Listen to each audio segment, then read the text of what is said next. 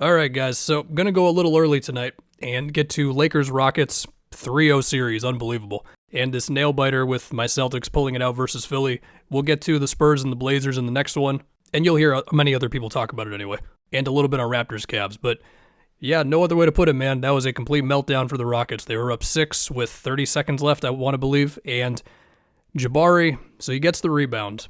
And he does not need to pass to anybody. He can just walk up, okay? Marcus is over here with like Amen or whatever. Jackson Hayes has his back turned to Jabari. Nobody is trying to pressure Jabari, or if they are, they're not on my TV screen, okay? And he makes this pass that he just doesn't need to make as Marcus is able to get it. And then Jayshawn Tate fouls Marcus on that three where, look, do I believe that Marcus took that three with the intentions of just hoping that it went in? No, I think he was well aware of the foul he was trying to draw, but it happened. And then on the one where LeBron tipped it away from Reed Shepherd, in one sense, if you're Shepherd, you just got to be able to beat that, okay?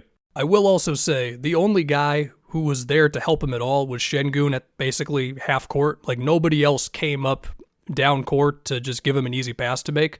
And then we just get total chaos and LeBron makes the three and it's just what the hell just happened. And what's crazy is this was after LeBron had a little stretch there where, I'm not going to say he checked out, but like he could have sprinted back to get to Şengün on that play in transition. He just didn't do it. So, okay, and then we go to an overtime where the Rockets are clearly rattled. And yeah, the two jump balls were insane, but also LeBron tipped it off of Şengün. I'm pretty sure it should have just went off of Şengün anyway. But yes, the two jump balls were like ridiculous, especially the first one with Ayton.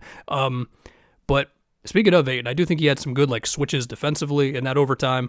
Not that they were like amazing defensive possessions, but at least prevented the Rockets from getting something easy at the rim. They had that one where like the whole team collapsed on Şengün at the rim, and him and LeBron are wrestling on the floor. And then Marcus, man, this is going somewhere in the Marcus Smart like Hall of Fame performances, man. I mean, just offensive rebounds and hustle and threes, bullying Reed Shepherd in the post for a little mini stretch in that fourth quarter. Rui also had a couple of big plays late, like sealing Shepherd on the transition one, and that one great skip pass that he had to, I think that was one of the Marcus corner threes where the Rockets were just loading up like crazy on that side of the floor. Yeah, I mean, we can recount as many plays as we want to in this just blur of a game where, I mean, the Rockets, it should be a 2-1 series right now with the hope of KD coming back for game 4, and now just a total disaster, meltdown, however you want to put it. And sure, along the way, I mean, Amen, he was able to score in transition some. That's underselling it. Amen was really good tonight. Not that I remember many of them off the top of my head right now, given that so much happened in the last 30 seconds in overtime. Şengün's shot making on all of his hook shots and back downs versus the Lakers bigs or whoever, those were way better. Like he was getting into the pump fakes a little bit more to get Jackson Hayes moving more. That's all cool. It doesn't matter. Ime was searching for some Jeff Green and Dorian Finney-Smith minutes in this one, and I guess this game just kind of felt like a culmination to so many things for this Rockets season. Look, obviously, KD being out for 2 of these 3 games, even with what their offense was in game 2 and the KD doubles, of course it's very deflating.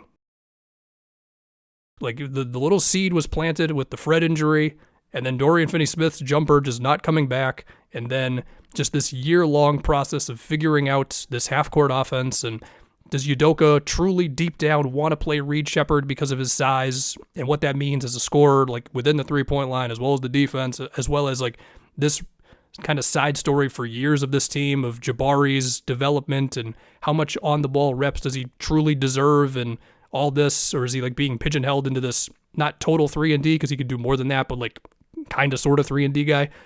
Also the KD emails and just that looming over the entire team. Listen, they can say whatever they want to and they still have to go out there and execute and play, but there's no way that doesn't make a difference in the whole thing. Of course it does. And also, did I say emails? I meant to say DMs. My bad. And now here we are, a 3-0 series. I mean, they're going to play hard in game 4. They're going to do their best, but yeah, unbelievable.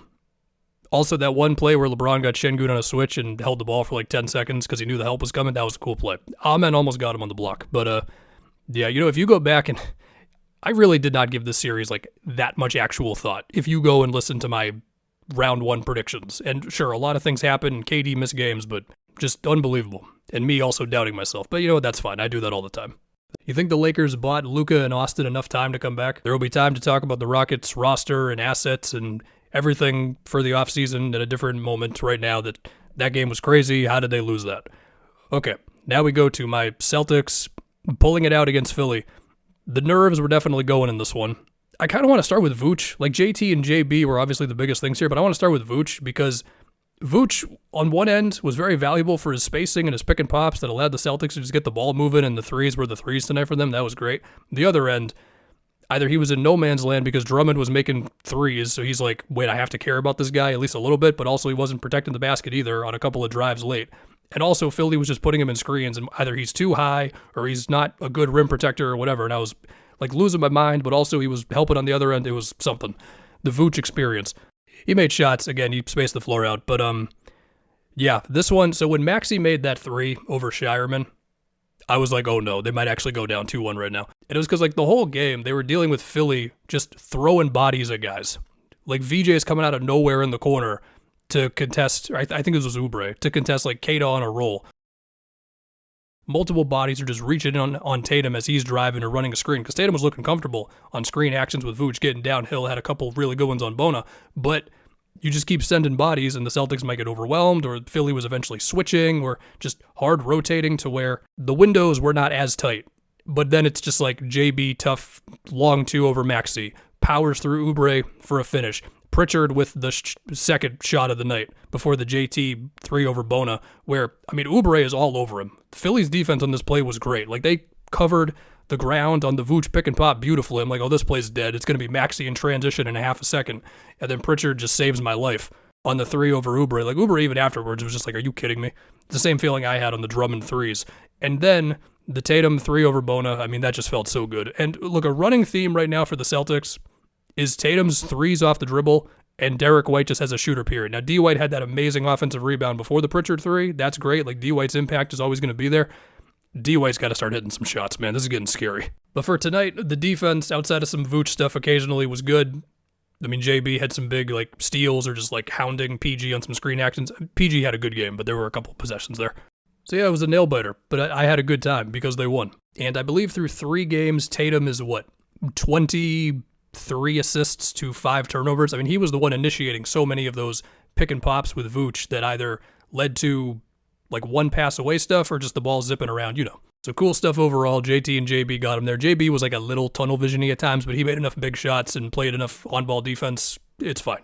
Big win on the road. Okay, now for this Cavs-Raptors Game 3, where, look, you could just be like, hey, the Raptors had to win a game. They go crazy from 3, including Jamison Battle in the 4th. Yes, all that happened. I'm still going to pick the Cavs to win the series. Like, my mind has not changed on that whatsoever. But, you know, Jamal Shed, he was covering some ground defensively. Look, either pressuring Harden on the ball or, like, him and a couple of guys just swarming Harden in the paint, like CMB stepping up for these quick little stunts at, like, Harden or Mitchell in the paint where you can tell they're not really ready for it, so they're making either, like, a pass they didn't expect to be making, or, like, he's, like, switching onto Mobley and then deflecting something from Harden at the same time. RJ and Battle go nuts from 3. Scotty's running these little screens with guards or wings just to kind of make the bigs on the Cavs like anticipate something, and then he's firing a pass somewhere else. CMB had kind of the offensive game that you dream of for him, where he's using just his strength to knock Mobley or Allen off their spots enough, or he's making these little like 12-foot floaters. They look kind of goofy, but if they're going to go in, great. Scotty was being physical with Allen and Mobley some, where he was just like cooking on mid-ranges. He also made 3s, so that's always big. And you force 20 turnovers. I mean, if they got to win the turnover battle to have a chance in the series. They did that in this one, and they got some crazy shooting from Battle at the end. RJ some 3s as well. It's good stuff. And oh yeah, the last video, I forgot to talk about Pistons, Magic, Pistons, and Thunder, Suns. So real quick, Duran didn't stay glued to Wendell, so that's huge. And Asar's defensive impact, like the defensive rating with him early on in the series is insane. And Cade and Duran found some stuff by setting the screens really high and really early on possessions. Duran still can't score on Wendell at 1v1s. Like, we're going to really learn about this series in Orlando. The Pistons, they had to win that game. They won the game. They totally locked him up in the second half. And then for the Thunder and the Suns, I mean, yeah, OKC's just way better. We got another round of OKC ref conversations. It will not be the last time before these playoffs are over. Yes, the calls that everyone has seen against Book are bad. No, I do not think the NBA is rigging it for a team that plays in Oklahoma City.